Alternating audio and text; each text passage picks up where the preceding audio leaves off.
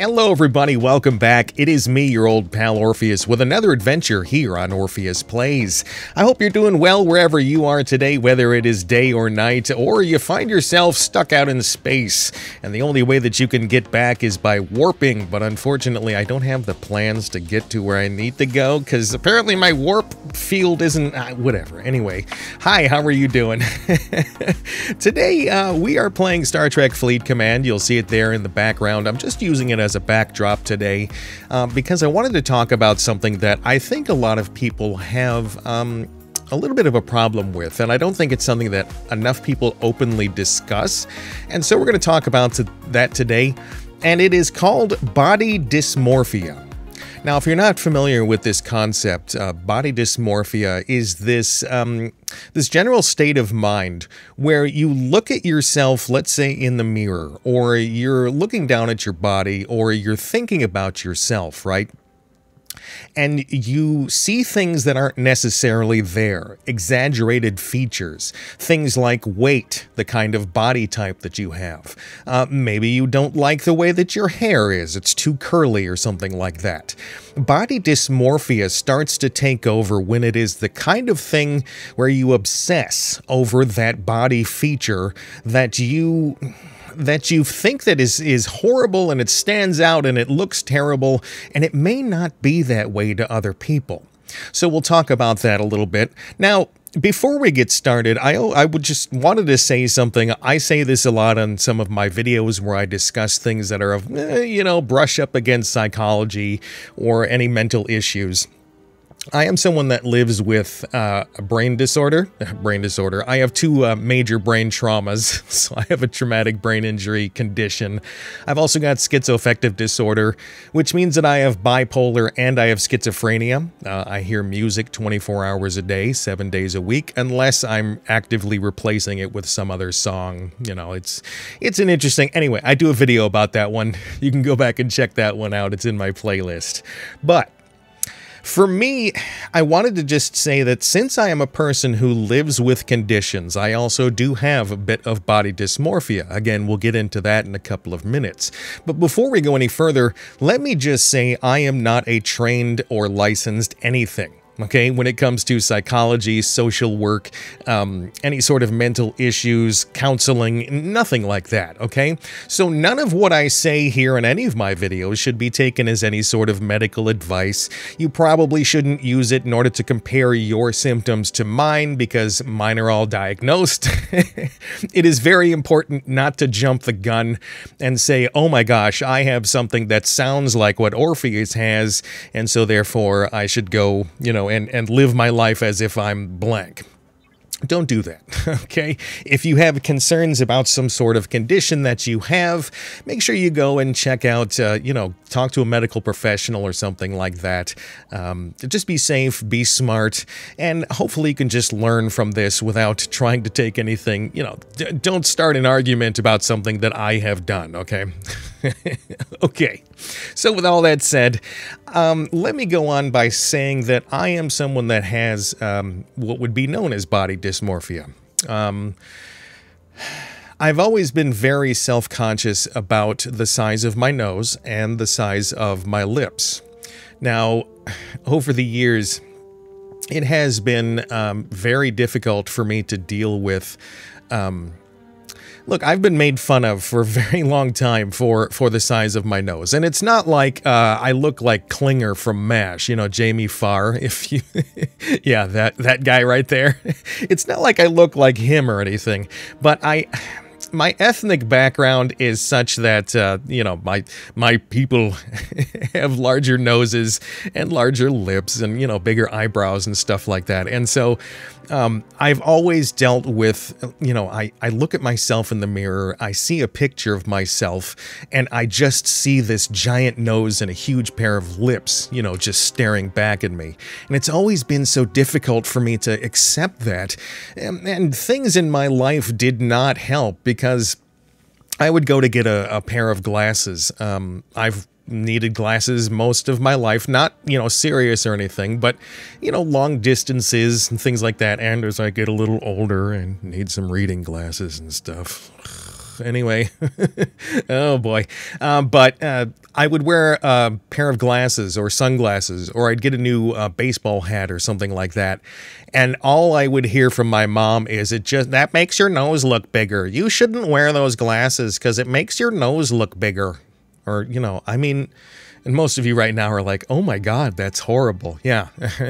Yeah, it is pretty bad. My mom used to fuel that condition, that fear, that feeling of inadequacy, and I just was always shy and self-conscious about it. And it was to the point where when I was a little older, I used to listen to a talk radio station. This is when those kind of like FM talk stations started coming out, and they may be commonplace today. I don't know if that format is really stuck around. I haven't really listened to radio much for years anyway, which is funny because I used to be in radio. It's kind of like, I guess, being in fast food. You never want to eat at those places again after a certain point. Whatever. But I used to listen to the talk radio stations where I lived, and one of them had your typical duo of guys talking about funny things and current events and debating different things. And one of them was talking about, in one of his radio, one of the things where he was describing why he got into radio is because he said he looked like the elf that wanted to be a dentist from those Christmas stop motion animation. I think it's Santa Claus is Coming to Town. Or no, it's Rudolph the Red-Nosed Reindeer. It's that elf that wants to be a dentist. Apparently one of them thought that he looked exactly like that elf. And so he was talking about it and how he felt kind of self-conscious about it. And they said, "Oh, do any of you have anything like that? Give us a call on the, on the studio line. We'll, talk to you about it." And I called them during a commercial break, and I kind of briefly explained what was going on. And I said, guys, I'm only about 10 minutes away from your studio right now. And I was in broadcast college at this point. I had just started, which was like, I was so excited. I guess I was just trying to like shoehorn my way into the studio, into a radio station, whatever. But it was something that I genuinely felt I wanted to talk about. And I just told him, I'm so self-conscious. I see just these huge lips, this huge nose. And so they said, yeah, come on down to the studio. We'll get you in and we'll talk to you for a segment or two.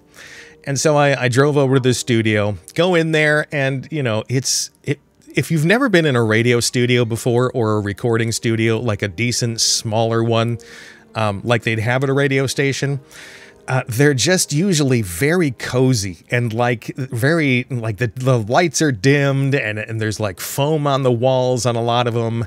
And there's usually a window that's a double paned or triple paned window so you can see into the studio, but like no sound gets in there. Heavy doors on them that give that satisfying clunk, that ka-chunk when you close them. For me, it was like, that was part of what was so magical about broadcasting. It was this idea of like you're in this magical space creating content for people that will go on forever, like it beams out into space. And there's still debates on how accurate this is, but theoretically, things that I have broadcast on the radio are now forever floating out into space. I kind of like that idea. Whatever. So I go in there and we start talking for one of the segments, and immediately they go into, explain what's going on. Oh, well, I feel this way about myself, self-conscious, and it has been to the point where it has kept me from approaching people when I was single and trying to be social. It has kept me from getting jobs. I have brushed up against Hollywood and being an actor, and I mean so close to being someone that you would see on the big screen. It would shock you how many how many times I've come close to that sort of thing. But it's always kind of hindered me because I said, well, they'd never pick someone like me. I got these huge Mick Jagger lips and like this giant nose, even though it's still debatable. The thing about like when you feel self-conscious about something to the point where it borders on body dysmorphia or dips right into it is most of the time, no matter what someone tells you, what other people tell you, you know, oh, you're handsome. Oh, you're really beautiful. Oh, you are an attractive person. No, no, no, no, no. You don't have a big nose. No, you're not too overweight. You're fine. You carry it great. It goes with the shape of your, you know, you get all that stuff from people and you never really believe it, right? You kind of smile at them and you go, oh yeah, that's really nice of you. And you may go away thinking, oh, you know, maybe it isn't as bad, but yeah, those thoughts still creep in. And I'll get into why that is, I think, in a couple of minutes here. So I'm in the studio and I start explaining it. They're talking to me, and one of them, the one that said he looked like the elf, he says, you know, the minute you walked in here, you were the most attractive person in this building, much less like, you know, you didn't have these crazy features. And we all had a good laugh about that. We cut to a commercial and I was like, guys, you really don't, I guess we don't know how serious this topic is for me. Like, it has taken away so many opportunities in terms of, like, I've taken them away from myself because I've never been confident enough in the way that I've looked, right? And again, you get people that like girlfriends or boyfriends or partners, you get married to someone, you know, you go to like bars and stuff and people can say, oh, you're really attractive. But then you get this idea like, well, everyone's attractive to somebody, right? And maybe you're just bumping into a few of them throughout your life. Am I generally attractive? So it's to the point where I have gone on the radio and gone, you know, on about it, that it has affected me so bad. Now, if it's something that bugs you, I think we need to talk about a little bit why body dysmorphia or dysmorphia in general is a thing. Now, we can dip into gender dysmorphia a little bit here too. I'm not going to get controversial or dramatic or anything. There's not going to be any opinions or anything thrown. I just want to talk about these things. Dysmorphia as itself, as a condition, it can really affect everything that you have, because whether it's the you know, some feature on you or it's your gender, you don't feel comfortable with the way that you look. And part of this problem, I think, comes from a concept that, for me, was seeded from the Matrix movies, and that is this concept of the residual self-image.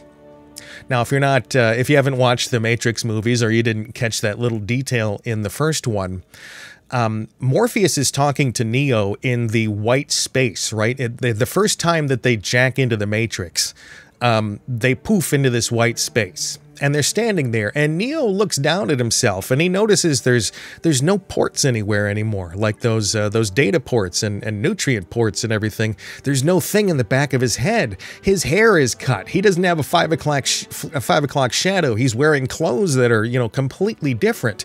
And he's kind of baffled by this. And Morpheus says this is what's known as the residual self-image. It is the image of yourself that you keep in your head, right? And it is the image that when you walk around every single day, we're going to break away from the movie again. That's all it was the concept. Okay, so this is not a Matrix movie discussion. Anyway, so what that does is when you're walking around every single day and you're not looking in a mirror, right? Or you don't see your reflection in a window or something. The image that you keep of yourself, I want you to just close your eyes for a second, unless you're driving or something. Don't do that. Or flying a plane. Stop it. Don't do that. Close your eyes for just a second, and I want you to picture yourself.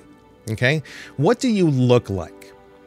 Now, if you're sitting there and you're going, yeah, you know, this is what I look like. I got my beard all trimmed up, or I got my hair done, I got some makeup on, or I'm wearing a nice outfit today, or, you know, if you are someone that is more confident with the way that you look and that you feel, the residual self-image, that image that you keep in your head, is going to probably be pretty good, right? It's going to be pretty idealized as well. You're going to take the best times that you've looked most of your life, and you're going to, you know, kind of construct this idea, this person in your head that you look like. And occasionally when you look in the mirror, you kind of nod at yourself and go, yeah, I'm on the right track. You know, that's what I look like, okay? Now, for people with any sort of dysmorphia, that self-image that we keep in our head is distorted. It gets to the point where You almost feel freakish just by imagining yourself.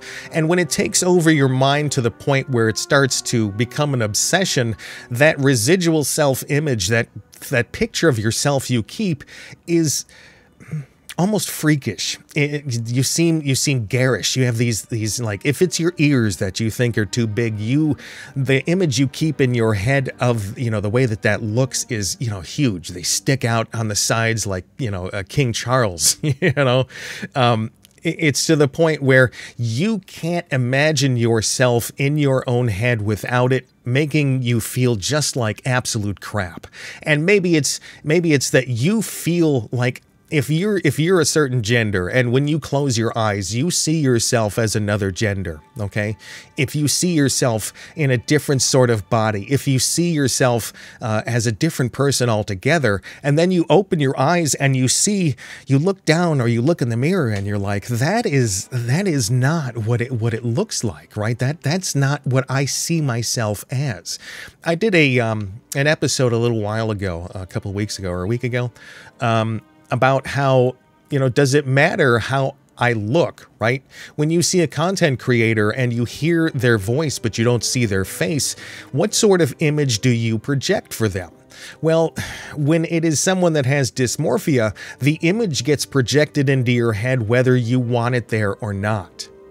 Whether it's positive or not, whether you're feeling good that day or not, you still feel out of place inside yourself.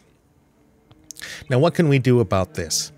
Well, a lot of the times it really comes down to if it is an obsession for you and it is something that bothers you to the point where you can't focus on other things, where you can't be happy about anything in your life, because for me, again, it's these big Mick Jagger lips that I think I have, and this giant nose, and I feel freaky, One of the worst things that I've ever done in my life, I guess, is if it happens multiple times, is it one of the worst things you've done? If it's the same thing? Anyway, I've done this a few times in my life, and I've always regretted it, right? So I've traveled a lot in my life, and, places like, where is it? Venice, right? In Italy, or, Hamburg in Germany, or, London. There are sometimes buskers on the street, like the guys and gals that do the, the little street vendor stuff. There'll be people singing and dancing. There'll be people that can, put henna tattoos on your arms or your hands or something. And there will be people doing caricatures, right? If you have any sort of dysmorphia, going to a caricature drawing person is probably not the best idea, but I've gotten carried away in the traveling, been in a good mood, or been with somebody that was like, oh, let's go get a caricature made. That'll be so fun. Okay. So all 3 or 4 times or however many I've done it, you sit down and they're like, oh, what kind of activities do you like, as they start sketching you, right? Okay. So for, I'd say, oh, I don't know, I like gaming and I like hockey or something, whatever. So the guy would go, oh, okay. And he'd be like talking to you all dumb, like, oh, it's a nice day outside or whatever. And, he's sketching away. And you go, okay, I'm all done. You ready? And he'd turn it around.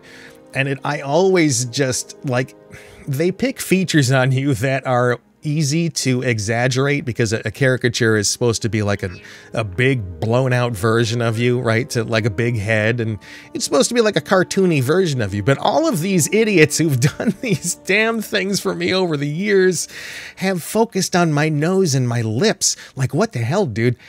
All I've seen is that they just draw these huge swipes for my nose and these big inflated puffy lips, and like, that doesn't help, dude. Which also kind of feels like, again, back to that concept of, people are like, you're really attractive. Okay, whatever. Like when you see stuff like this from the caricatures, you go, well, that confirms it. Although it doesn't, right? So again, if you have this thing where it's an obsession for you, it is getting to the point where you can't take it anymore, go talk to somebody, okay? And I don't mean like your best friend or your parents or something like that.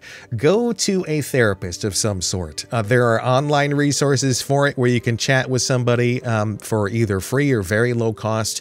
If you have health insurance of any kind right now, Most of them, if not all of them, will cover a certain number of therapy sessions throughout the year, and they are usually enough to get a very good, bit of progress done.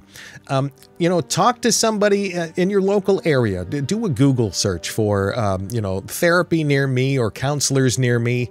If you're a kind of hesitant to go and do that sort of thing, don't be. It really, you're not going there to make a friend. You're paying somebody to be a sounding board, to absorb the information that you're bouncing off of them, and then give you some sort of feedback that is impartial, that is third party.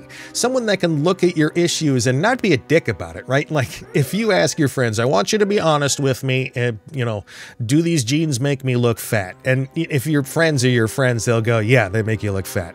You don't need someone to be a dick, right? You need someone that can listen, be compassionate, and give you actual, advice that they have been trained to give. That's why it's so important to, when you have some sort of issue that's bugging you like that, to go and get not just, someone to talk to, but professional paid help. Because those people will be the most helpful when it comes to guiding you towards a different way to see yourself and to approach your life. But what can you do in a practical sense if it's something that you just kind of worry about or feel, kind of bad about? If it's not something that obsesses you, but it's something that is bugging you on a regular basis, there are a few different options. And for me, these options have really changed over the years. None of them are just a surefire way. There is no easy answer for this, but some of the ways that have kind of worked for me over the years have been things like just lean into it, right? If someone, if you've ever seen movies where someone, has a big nose or something, it's part of the plot, like the Steve Martin movie Roxanne, right? There you go, that one. The movie about that one is he's got this huge nose. And I mean, when I say that I feel like I have a big nose, and I look at that movie and I'm like, Jesus.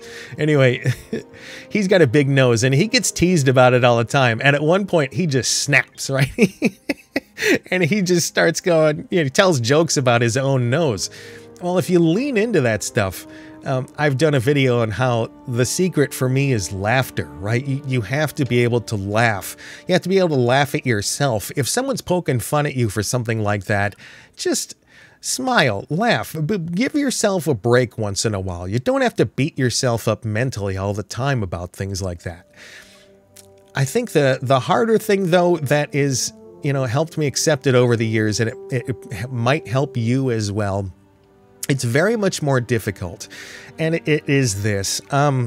You just kind of have to accept it and love yourself. No matter what you do in life, there's one person that you can always count on to love yourself, and it's also the one person that it is hardest to get to love you, and that is you. Right? It's always hard for you to look at yourself, the things that you've done in your life, and actually sum them up as if you were someone else, right? You look at yourself and you go, you know what? I could love that person, and I could love myself. And don't get dirty on me. Hey, stop it. Stop it. Shut up. But you have to be able to accept yourself, look at yourself in the mirror, look down at your body, imagine your gender, whatever it is, and you have to either lean into it and accept yourself, learn to love yourself, or kind of quietly suffer with it. And you can take steps towards doing whatever you want to fix that in your head mentally, okay? Whether it is... going into VR is one of those things that has kind of fixed my mental self-image in a weird way, because I spend my time in an idealized world, and while sometimes losing yourself for too long in something like that, you can kind of drown in it. Being able to play certain heroes and like avatars, like I always joke about, I go into VR chat once in a while, and when I'm feeling weird, I'll put on the avatar of a little Japanese girl and I'll walk around. That doesn't help, because sometimes I'll close my eyes and I'm like, oh, Kinoche, that does not help, okay? But you have to be able to look at yourself and make the accommodation in your mind to think that you are okay. Now, if you're going to do something else physical in order to maintain or achieve the goal of feeling better about yourself, just know that may or may not fix the way that you feel. Okay, so if it's a big nose, you get a nose job, you may still see that residual self-image. It may not help the way that you look, which is why professional help might be a good idea on the side, even if you're going to go get something like that. Even if you go and use one of these new weight loss drugs and drop 60 pounds and now you're the perfect body shape, but you're still going to see that inside. Go see someone to talk about that issue with, right? So I guess the message I just kind of want to leave you with today is the idea of body dysmorphia or gender dysmorphia or just dysmorphia in general. It's something that a lot of people deal with. Not a lot of people talk about it because you feel very, very self-conscious about it, and it is something that makes you so uncomfortable that you think that you're alone in feeling ugly.